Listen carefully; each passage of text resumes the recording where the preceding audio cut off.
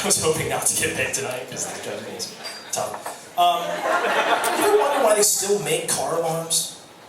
Right? I'm sure that they served a purpose at one point, but now you hear them and like your first reaction is like, oh my God, crime! There's crime! We should organize. We should organize some fines where that... Your reaction is like, oh shit. It's mine, I got my keys somewhere. And you just start like poking in the air. Like, I got it somewhere. It's just annoying. I mean, like, literally having a car alarm is like hiring a babysitter that just prank calls you all the time.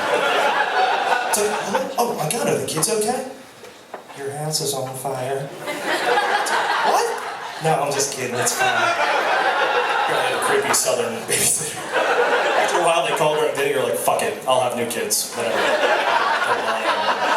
But it's good, you don't take it more seriously. Can you imagine like you call 911, you're like, oh my God, send him. There's somebody stealing a car. And they're like, okay, calm down, sir, can you see the suspects?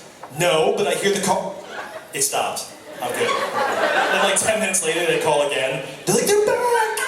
They're back again! Or a leaf has fallen on the car. Anyway, as you can tell, I've given a lot of thought to car alarms. It's because I live right above a parking lot in Old City, like right off 2nd Street. Yeah, it's awful. And if you've ever been to Old City, during the day it's gorgeous, but at night, it's like a scene from I Am Legend. It's just, people roam the streets, there's no rules. And there's 80 bars in a mile radius in Old City, right? So I've learned a few things or two, kind of like a voyeuristic sociologist, just like listening from my window. And one of those things that I've learned is how every drunk girl starts the night. And it's always this, woo! Woo!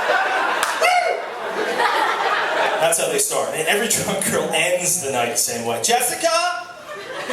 Jessica, seriously. Can I talk to my friend? Can I talk to my best friend? Seriously? Seriously, Jessica, I have to pee. We're clean. We have to go. They always want to go. They have to go home. Anyway, I learned to ignore most of it. But one Thursday night, I couldn't ignore it anymore. I was sitting there reading in my living room, and I heard the unmistakable sounds of two drunk guys starting to fight. You know, outside. Fuck you, bro! Another guy with an equally good bitch. Fuck you, bro! And I've never gotten in a fight. I'm always curious if I would win, but these were like two adult males, right? So I would have to work up to that, like fighting children or black women. So I'm curious about how a fight goes, right? And I hear it like completely escalate very quickly. It's like, do something. Do something. I'll fuck you up, bro. Do something. I play hockey. The guy's like, fuck you, bro. I play hockey. Apparently them both play hockey is like equivalent to combat experience. These guys are so tough. Then I hear it, right? It's that like that sick, wet thud, like flesh on flesh, just somebody's going. So I run to my bedroom window, and I look down, and I see this guy, like stumbling forward into view, and he looks at his hands, and they're covered in blood, and he just drops in the middle of the street. I'm like, oh my God, this is so exciting. So I'm freaking out. I'm like, oh my God, this guy's lying in the middle of the street. I look over my window, behind my window, and the guy across the street, my neighbor, is in the alley across the street. He's looking at this guy, and we're looking at each other. We're like, holy shit, can you believe this is happening? And then we both start, I'm like, are you gonna call? You're gonna call the cops, right? You're gonna call? And he's looking at me, he's like, you!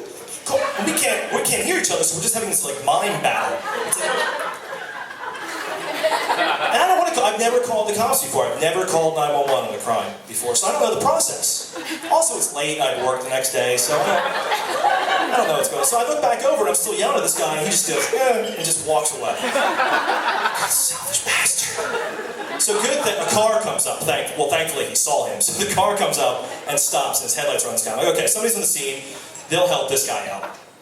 And I'm like, I look and I watch the guy get out of the car, go up to the guy on the street, look at him, pull him by the shirt to the side of the road, get back in his car, and just drive. I'm just getting him out of the way. So the good thing is I see this guy moaning, and he's like, okay, he's alive, so that's good. But people are telling him, like, shut up. Like, shut up, we gotta work tomorrow. He's like, fuck you, bro. So I decide I have to call the cops, right? So I finally practice, I get comfortable when I call, and they're like, hello, 911, what's your emergency? I'm like, wow, I didn't think I'd get through right away. This is my first time. Like it's a radio show that I called in, they're tickets. They don't know what's the central camera there, so they're like, what's your emergency? I'm like, oh, some guy got punched. They're like, okay, sir, where? I'm like, in the face.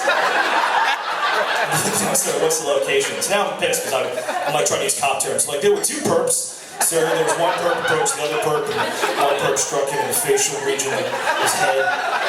There's multiple lacerations, and it's some manufactured stat. So they're like, what's your name? And I'm like, oh, Tom Jenkins. My name's Sean.